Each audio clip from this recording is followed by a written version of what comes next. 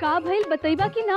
भौजी हमर जी करता कि हम खूब नाची खूब नाची खूब नाची और चिल्ला चिल्ला के बता दी। हम बहुत खुश हैं। आज जिंदगी में आज से ज्यादा हम कबो खुश ना रहनी। भौजी हम का बताई तारा, आज ये खुशी हमर दिल के इतना करीब बा कि हम तारा बता नहीं के सकत भौजी। अच्छा बाबा अच्छा, बाकी सब जना के बतावे से पहले हमरा के ना बतईबा। अच्छा भौजी एगो बुझावल बुझा। पूछोवल? हाँ बुझावल। हम तारा से एगो सवाल पूछत हनी, ओकर तू उत्तर दा। जब केहू से तार बियाह होला तो ओकरा का कहल जाला? पति। अच्छा पति के भाई के का कहल जाला? देवर। और देवर के मेहरारू के का कहल जाला? देवर के मेहरारू के कहल जाला देवरानी। बिल्कुल ठीक कहा तरू। ये हवेली में उतार देवरानी आवतिया। माने तहार बियाह? हाँ भौजी हाँ, बड़की माँ निर्णय ले लिया कि हमार बियाह चंदा से करिए। आज हम बहुत खुश हैं, बहुत खुश।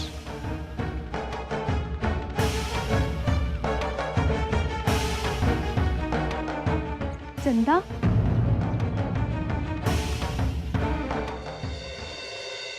बबुआ चंदा के ठीक से जाने ला? हाँ भौजी जाने नहीं, अब तो पूरा जिंदगी पड़ल बा चंदा के जाने खाती। ए हमार सुंदर भौजी तू चिंता मत कर। अरे चंदा नु बहुत गुनी लड़की है। जब वो घर में आई नु सब जगह खुशहाली आ जाए। तारा बहुत खुश रखी, तारा खूब सेवा करी और हम ही संग के हवेली के नु एकदम स्वर्ग बना दे। ठीक बा भौजी हम जात नहीं, क्या कि ये खबर हमरा बाबूजी के भी देख बा। ओकर बाद तारा से आराम से आके बात करें। चली चला। ये कैसे हुई राम जी? अम्मा जी माधव और चंदा के रिश्ता तय कर देलन? ना ना, हम माधव बबुआ के एगो चालू लड़की संग ब्याह करा के ओकर जिंदगी बर्बाद ना होके दे। बाकी हम माधव के दिल ना दुखाए। का करी? हम माधव के अपन जिंदगी ऐसे बर्बाद ना करे दे। ये मुश्किल से कैसे निकाली ओकरा? हम ऐसा का करी कि माधव के दिलो ना दुखे।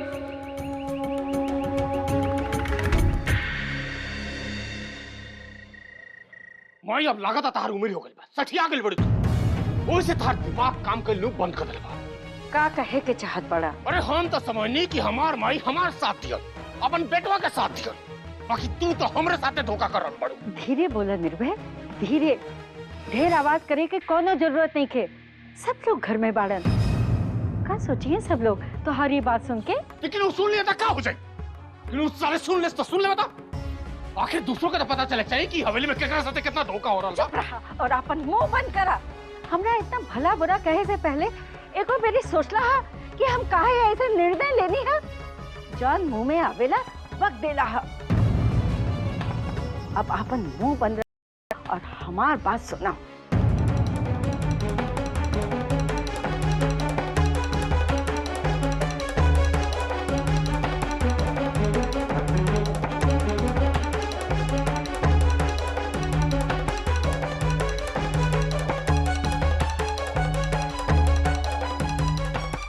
बस एक बेरी चंदा के हवेली में आवे द। हम माधव खाते जौन करत बानी वो हमरा के करे द। एक बेरी ई ब्याह हो जाए द निर्भय, ओकरा बाद हम आपन चाल चला।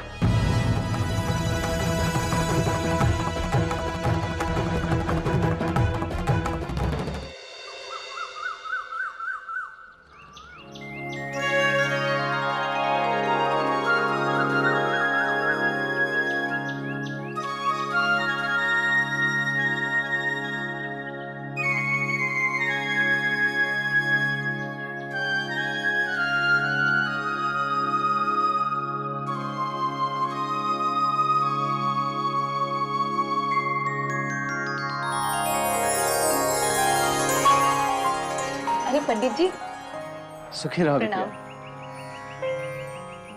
अरे वाह चंदा, हमरा तो बरस बीत गए, भगवान का दिया इतना साफ और चमकीला देखल कैसन चमकत बा। देखी बबनी, तहरा का एकर फल जरूर मिली। तू भगवान का दिया शुद्ध मन से चमकौले बाड़ू, तहार भाग एक दिन ऐसा ही चमकी। पंडित जी, हम अपन भाग्य से एकदम संतुष्ट बानी। हमरा के भगवान से कुछ न चाहिए। पंडित जी, हम अपन भाग्य से एकदम संतुष्ट बानी। हमरा के भगवान से कुछ न चाहिए।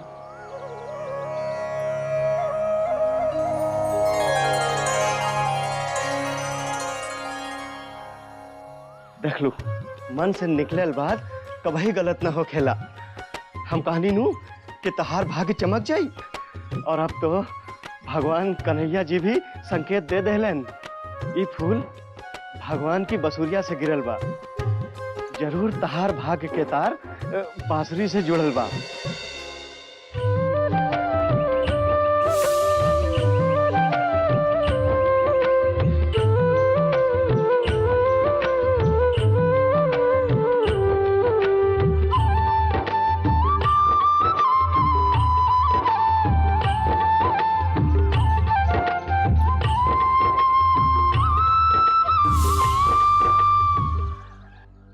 हर जीवन सुखमय हो बिटिया। अच्छा, अब हम चलत बानी। प्रणाम पंडित जी। जुग जुग जियो बिटिया। तहरा का भगवान कन्हैया जी जिंदगी भर की खुशियां दे।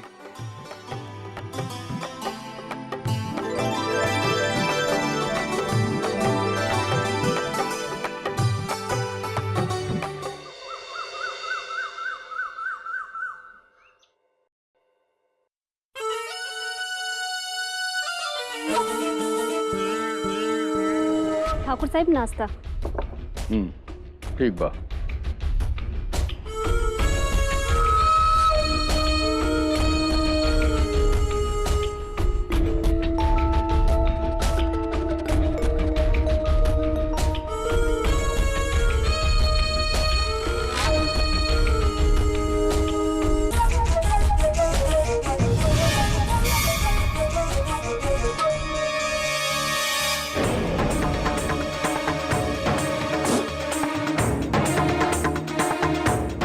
आसवा के हाथ का बनावट मलपुआ।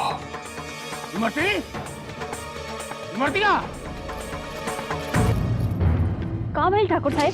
तेरा होश नहीं का? दिमाग काम ना करेला? तो हिम्मत कैसे भइल ई औरत के हाथ के बनावल मलपुआ हमरा सामने परोसे के? हाँ? अब का हो गया तोरा रे?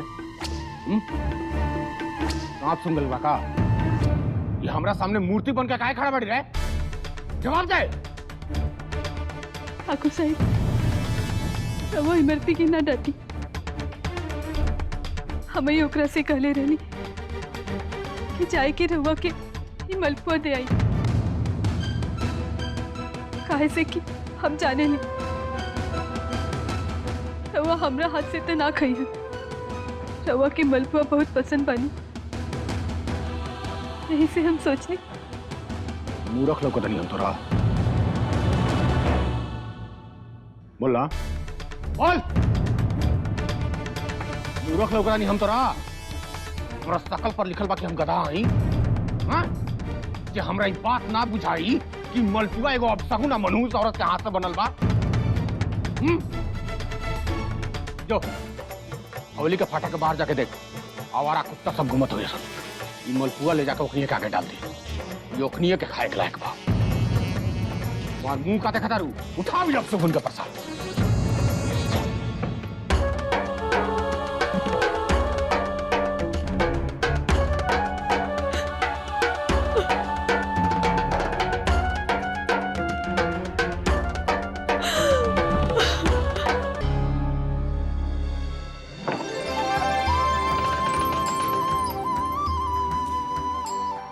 रउआ एजा? अरे, द्वार पे खड़ा बानी हम, भीतर आवे के ना कहबो? जी ठकुराइन, भीतर आई ना। अरे आई ना, आई आई आई, बैठी बैठी। रउआ लोग खातिर है हमनी के लगे टूटल खटिया बटे। ऐसा ना बोलल जाला भैया। जेकरा लगे जितना रहे उतने में संतुष्ट रहे के चाहिए। और का एकदम मामूली सीधा साधा सून घर बा। और लड़कियन के देख के लागल बा कि इनकर संस्कार बहुत अच्छा बा। ये तो सब आप लोग जैसन बड़ लोगन का आशीर्वाद बनो।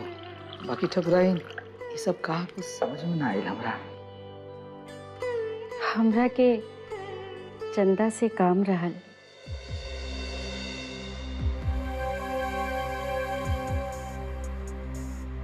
जी ठकुराइन, रउआ के हमरा से काम रहल था, हमरा के हवेली बुला लेती।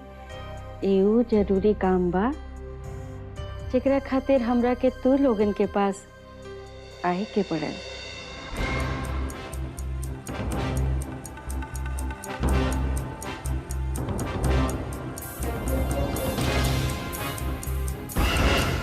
आवा चंदा, बैठा।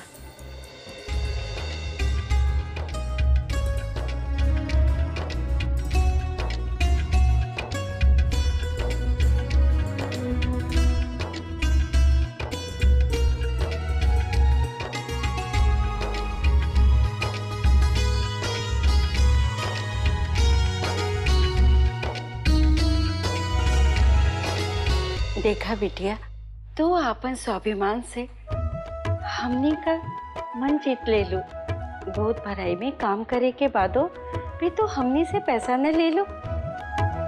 तबई से हमने तोरा खाते सोचत बानी, तोरा बारे में, तोहार संस्कार, मान मर्यादा के बारे में। अब कामों की बात करबो कि ना? हमार इच्छा बा कि तुहार और हमार चहेता बेटा माधव के रिश्ता जुड़ जाए। तू दोनों जना के ब्याह हो जाए। तू हमार माधव के पत्नी बनके हमने के हवेली के स्वर्ग बना दा। हमार माधव के घर बसा दा और हमार घर के शोभा बन जा बबनी।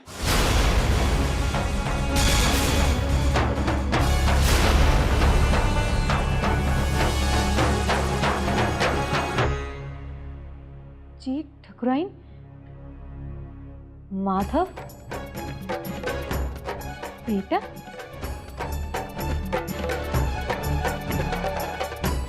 आपके बेटा?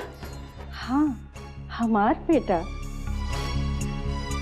माने माधव हमार बेटा जैसन बा।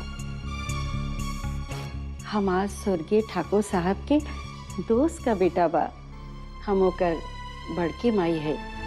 वो हमार गोद में खेल के बड़ भइल बा। ऐसे हम ओकरा खातिर तोहर हाथ मांगे आइल बानी।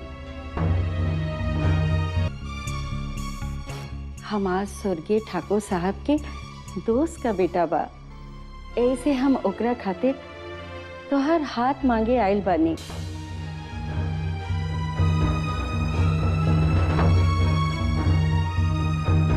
एकर मतलब कि माधव रउआ लोगन के ड्राइवर निके? माधव ड्राइवर? ही तोरा से के कहला सा? हम अपन माधव खातिर एगो सीधी सादी दुल्हन का सपना देख ले रही। तुहार बिटिया एकदम ओसेने बा। हम अपन अचरा फैला के तोरा से अपन बेटा खातिर तुहार बेटी के मांगत बानी। अरे ये तो हमार सौभाग्य बा ठकुराइन। जो बेटा जल्दी से गुड़ ले मुंह मीठा कराओ जा। अरे ते इतना का सोचत अड़े? आगे बढ़ के ठकुराइन के पैर छू। माधव बबुआ बहुत अच्छा लड़का हवा। एकदम हम तो उनका कोई दिन समझ गए नहीं। जो ना दिन वो हमारा के गुंडा से बचौला। एकदम हीरा बाड़न हीरा। हम तो कहते नहीं कि हीरों से बढ़ के बाड़न। माधव हमरा के काहे ना बतैलस कि वो ड्राइवर ना हो? तू कौना सोच में डूबल बाड़ू बिटिया? समझ गई नहीं। तोरा के अपन बाऊ के जिम्मेदारी और अपन छोट बहन के जिम्मेदारी के चिंता बाना, तो ओकर चिंता जिन करा। माधव की पत्नी हमार बेटी जैसन बा।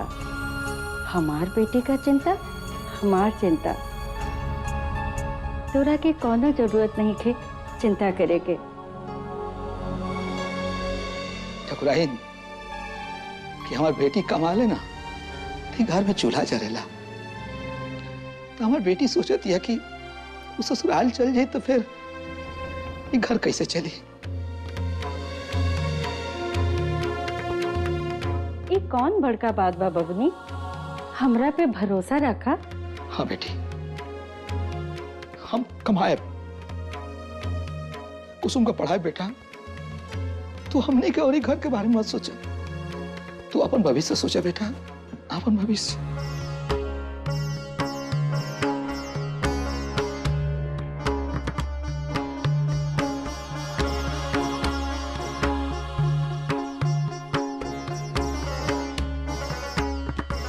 ठकुराइन, हमरा तनी सोचे के समय दी।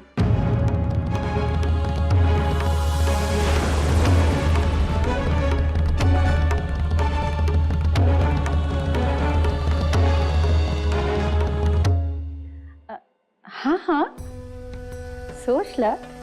अरे तोहार जिंदगी के सवाल बा, खूब सोच विचार के आराम से हमरा के बतैया।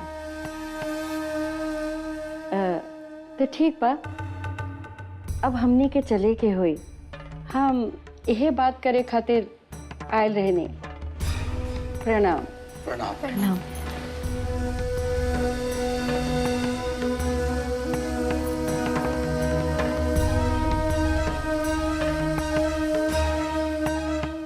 पगला के बड़े का रे, एमे इतना सोचे का बात बा हैं?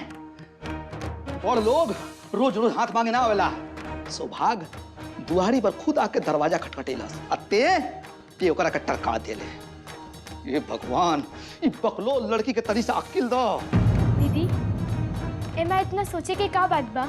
माधव भैया और तोहार जोड़ी बहुत अच्छा बा, और माधव भैया तोहार करिए, वो हमार जान बचौले, तो भुला गेलू दीदी।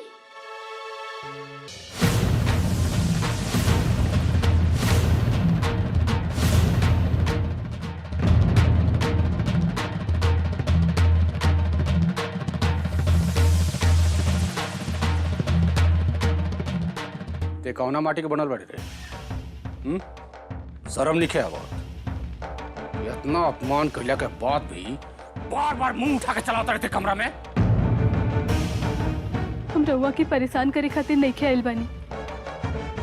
हमरा के मालूम बा ठाकुर साहब कि राउर जिंदगी में हमार कोनो स्थान नहीं है, बाकी हमार राम जी के स्थानीय कमरा में बा। बस यही से हम उनकरा आगे दिया जलावे खातिर आइल बानी।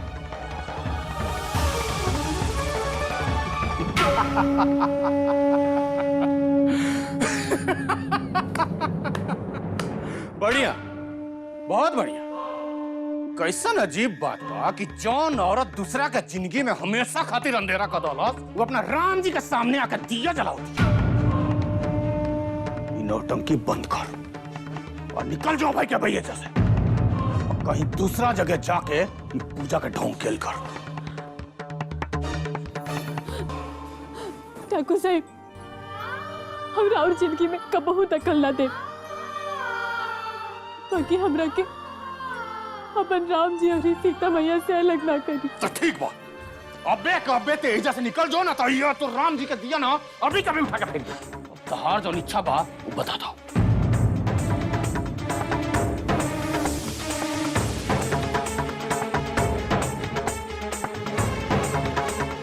तो वही का करत बानी? चुपचाप एजा से निकल जाओ ना, तो हम ठीक बा, हम जाते ही ठाकुर साहब, बाकी रवा दिया की ना फेंकी। हम जाते हैं।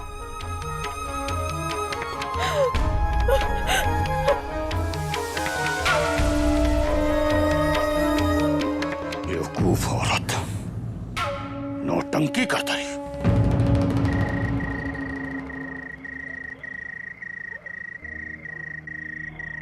हमार इच्छा बा कि तुहार और हमार चहेता बेटा रिश्ता जुड़ जाए, तू दोनों जना के ब्याह हो जाए। तू हमार माधव की पत्नी बनके हमने के हवेली के स्वर्ग बना दे।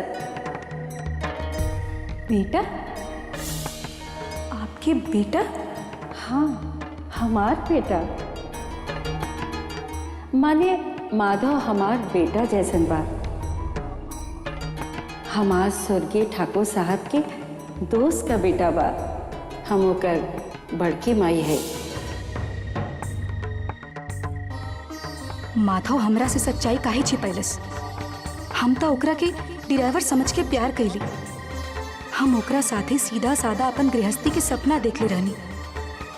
बाकी अब ठाकुर खानदान के पतोह बन के ना, हम कबहू ठाकुर खानदान के पतोह बने के सपना ना देखनी हम।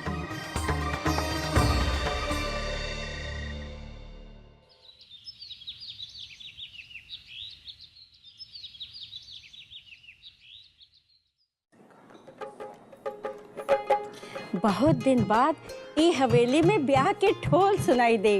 तनी सब ध्यान रखिया कि कोनो कमी न रह जाए हमार माधव के ब्याह में, है न सुमन? बहन, काल तो चंदा के यहाँ गेल रहलू ना, बाकी वहाँ उनकर बाबूजी का कहलन? अरे का बोली है? अरे मारे खुशी के उछले लगलन। अरे काहे न खुश होइए? ऐसन घर, ऐसन वर बड़ी किस्मत वाली लड़की के मिलेला। और तो देखिया वो लोग दौड़त आई हैं माधव के तिलक करे खातिर।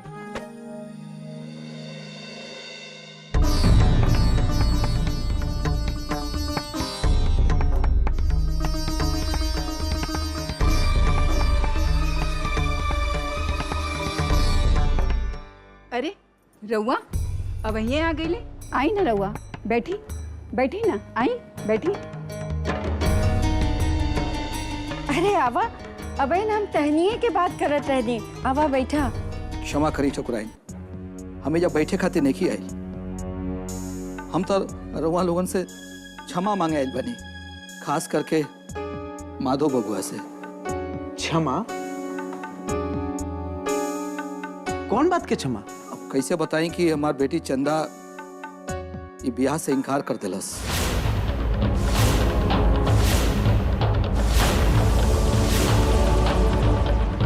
इनकार कर दिलस?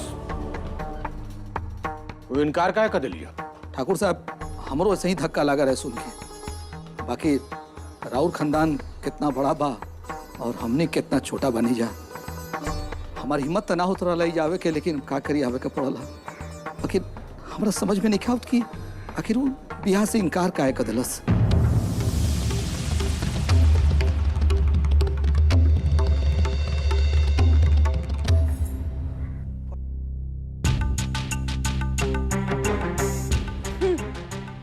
अरे नखरा तो देखा अपन बेटी के।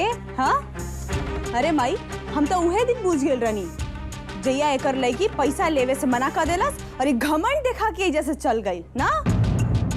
अरे माने हमार कहे के मतलब ई बा कि बाहर के लड़की हमनी के हवेली में आके अकड़ दिखा के गई, तो ऐसा लड़की के बियाह से मना करे में कौन देर लागता? वो तो हैंगन हो जाई।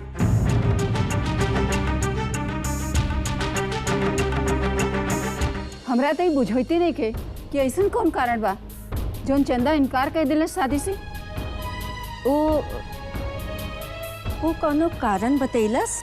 ना ठकुराइन, वो तो एकदम चुप्पी साध ले बिया। हम बहुत कुछ कोशिश करनी कि आखिर वो इतना बड़ा निर्णय काहे लेलस, लेकिन वो कुछ नहीं के बताओ। हम जानते नहीं ठकुराइन कि माधव बबुआ से बढ़िया ओकरा के पति ना मिले।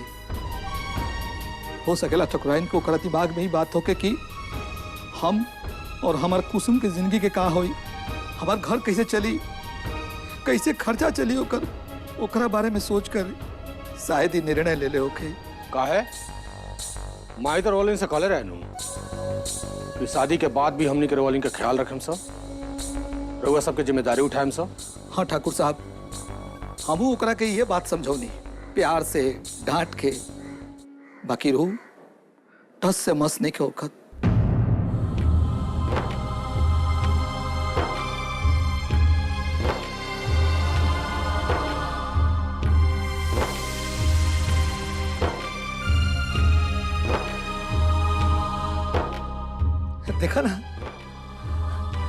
अजीबे बात भइल हा। कल हम सपना देखत रहने के तू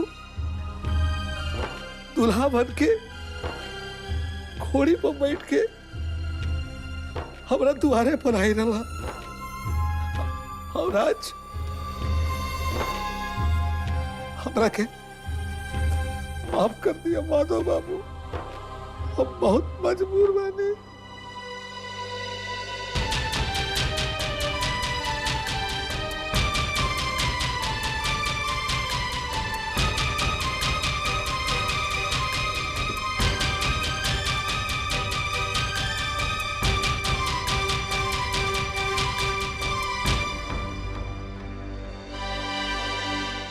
बबुआ, माधव बबुआ, माधव तू चिंता चिन कर, सब ठीक हो जाए। हम जल्दी में चीनी कहाँ रख देनी?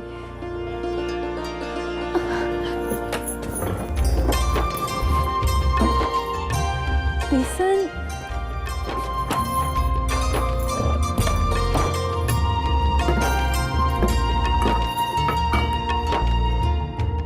भगवान तहार बहुत बहुत धन्यवाद। आज तो हम मोहल्ला के सब गरीब बचपन के बेसन के लड्डू खियाए।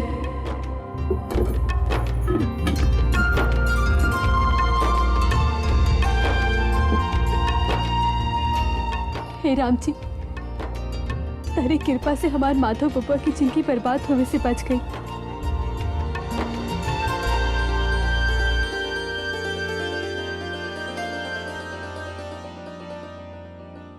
हमार जिंदगी में चाहे कितनो उठा पटक मचल बा, बाकी हम अपन बेटा जैसन दुलारा देवर के जिंदगी में कोनो उठा पटक ना देखे के चाहत हैं। राम जी, आज तू चंदा से ये रिश्ता इनकार करवाए के हमार मन के सब उलझन सुलझा देला।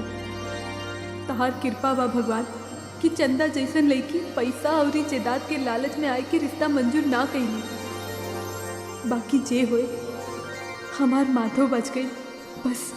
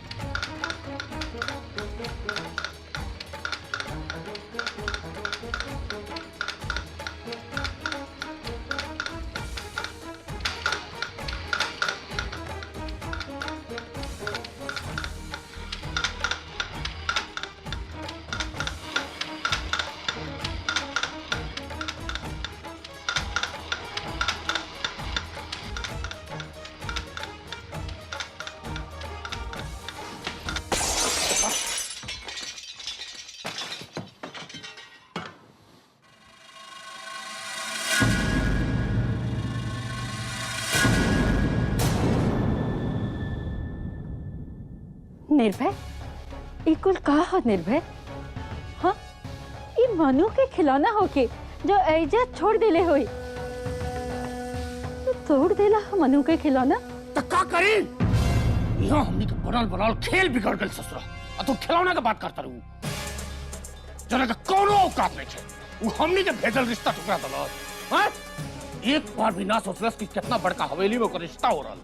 और दिन रात माधव के साथ गुलछरा उड़ावती है। हाँ? और तू ओकरा सामने रिश्ता लेके गई, ओकरा सामने हाथ फैलौलू, और ओकर इतना औकात, इतना हिम्मत कि हवेली के भेजल रिश्ता टुकरा दलो।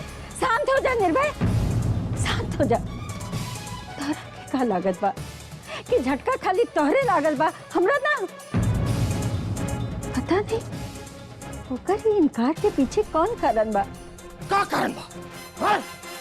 तू खाली ये सोचत रहा हाथ पर हाथ रखे। पता नहीं ओकर ही इनकार के पीछे कौन कारण बा। का कारण बा? हाँ? तू खाली ये सोचत रहा हाथ पर हाथ रखे। तारा सब कुछ ना होई भाई। हम खुद जाए मुद्दू कौड़ी के लड़की के ओकरा औकात बताओ। ओकरा से बात करे हम खुद जतानी। तू कहीं ना जाइबा। बात के बिगाड़े के चाहत बाड़ा का? तोरा के कुछो करे के जरूरत नहीं के निर्भय। जहाँ तक हम माधव के जाने ली, वो चंदा के इनकार के कारण इतना आसानी से न ले। चंदा के बहुत प्यार करेला, तो उसे पूछी ना इनकार के कारण। तू खाली धीरज धरा।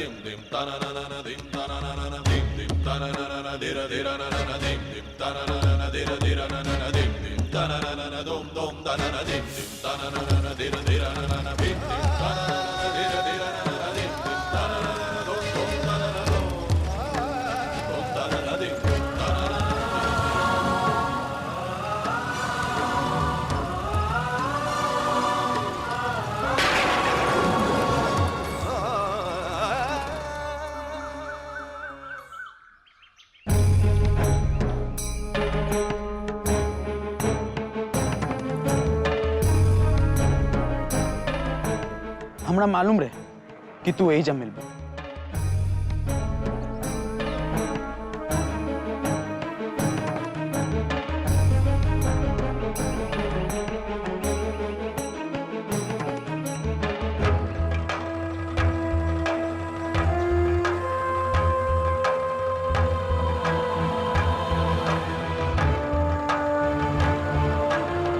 यही से तार हम घरे ना गए, क्या कि हमरा मालूम रहे कि तू भगवान से अपन मन के बात करत हो।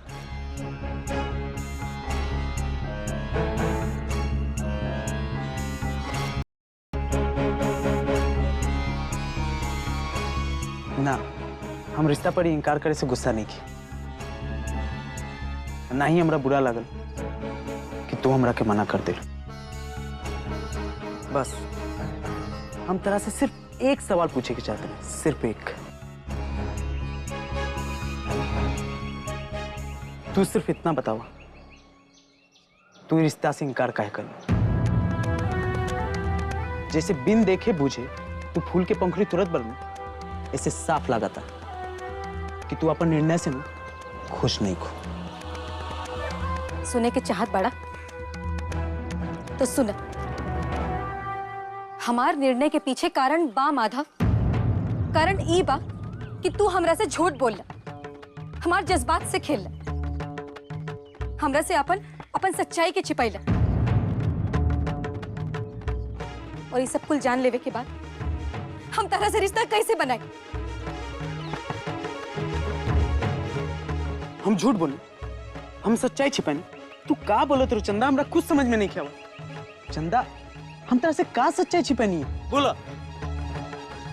माधव, हम तारा के ड्राइवर समझ के अपन दोस्त बनाई, अगर तू तो मैं से ई बात के छिपैला कि तू ड्राइवर ना हो, बल्कि ठाकुर खानदान के सदस्य बड़ा, हवेली में रहेला। कहवा तू माधव और कहवा हम? इसे कौन अंतर पड़ेला चंदा? बोला। माधव, हम तो एगो ड्राइवर के जानत रहन, बाकी हमरा के जब से तारी सच्चाई मालूम पड़ा, हमरा तो लागते नहीं कि हम तारा के जानत पानी। और जेकरा के हम जानत नहीं की, ओकरा से ब्याह कैसे कर ली? बाबू साहब, हम गरीबे ठीक हैं, हमरा के अपन बराबरी के आदमी चाहिए।